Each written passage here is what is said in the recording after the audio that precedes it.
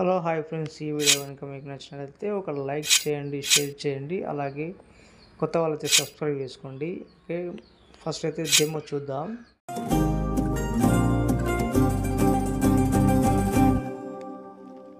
ఏమైంది కిషోర్ సడన్ గా? కిషోర్ మన డబ్బులు మనకిచ్చే మనం బయలుదేరుతాం.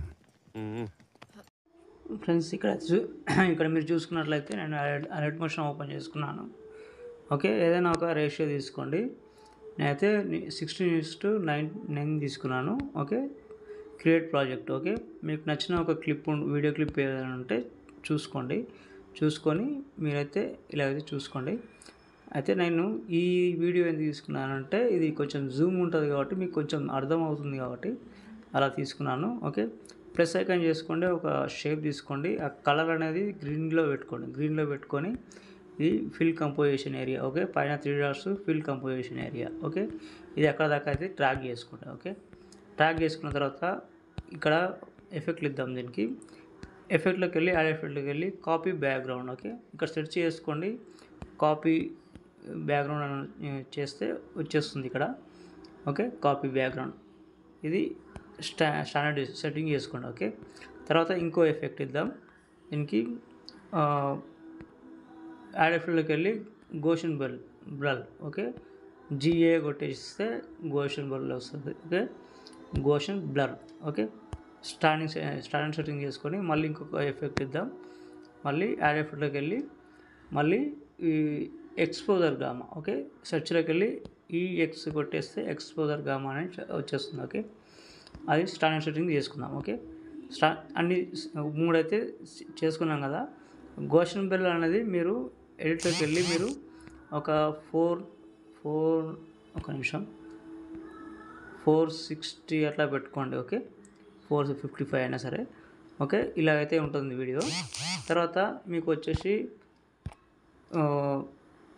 ఎఫెక్ట్లోకి వెళ్ళి మళ్ళీ ఇక్కడ ఎక్స్పోజర్ గామా ఉంది కదా, ఇది ఎక్స్పోజర్ అనేది మైనస్ ఒక 160 అట్లా పెట్టుకోండి, ఒక 165 అట్లా పెట్టుకోండి.